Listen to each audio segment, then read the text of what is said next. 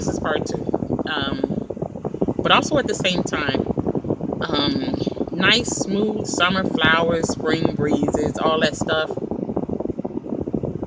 I don't understand.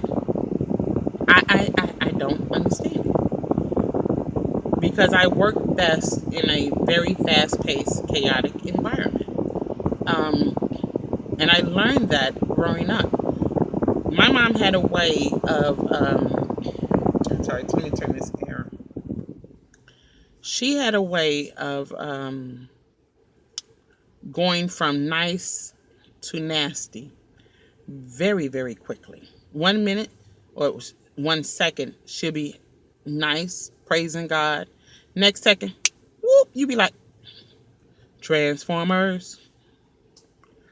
Um, and just be as mean and ornery as you can possibly get. So, um, and when I moved to Georgia and I met this guy that I thought was so wonderful, um, he filled a void in me that I didn't realize was a void until years later. Hold on, I got a call. So, but long story short, the void that he filled was when my mom was not in my life to manipulate me any longer. He stepped in as the manipulator. So it wasn't that I was looking for a father figure. It was I didn't feel the void where the manipulation was once was. So it took years to figure that out. So he would get mad on the drop of a dime, like whoop whoop, Transformers. Once again, I'm like, oh, this is familiar to me. So I know how to handle that. Um, but it took years and women in my face just being so nice. Oh, how are you today, Kia? Is there anything I can do for you and the kids? One woman still calling my children today. Friends with my kids on Facebook. I'm looking like, okay, dude, why are your women friends with children? Well,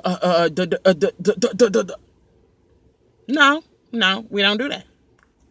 And when I say something, they're like, oh, she crazy. No, she ain't crazy. No adult needs to be friends with children, especially if they're not yours.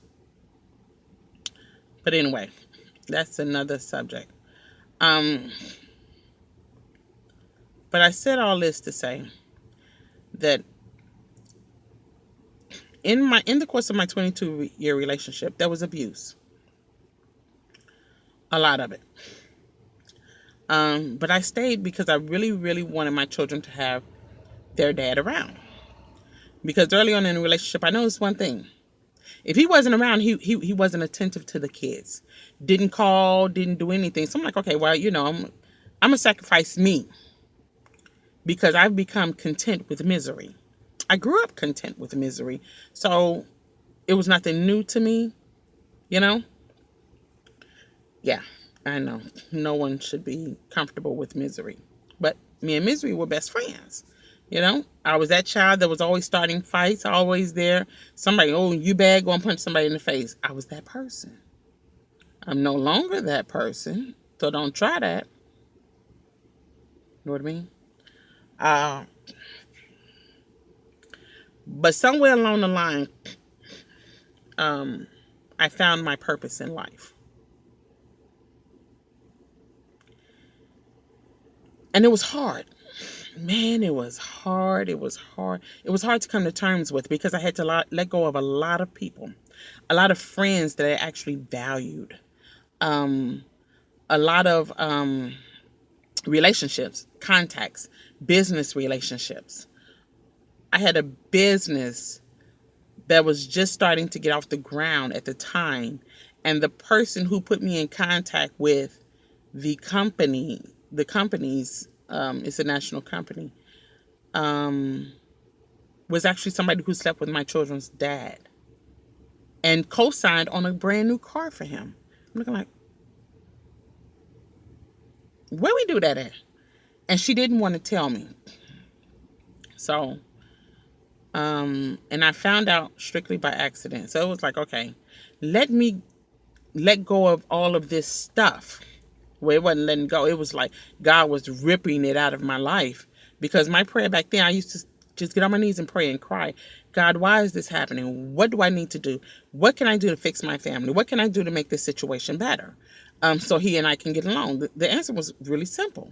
He and I weren't supposed to get along because we were not supposed to be together.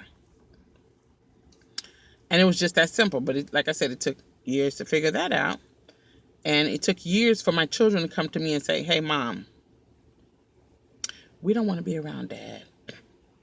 Dad just sits in the room when we're here at his house and he doesn't talk to us unless he's on the phone with a woman. Then he comes out of his room acting like he's the greatest dad of the year.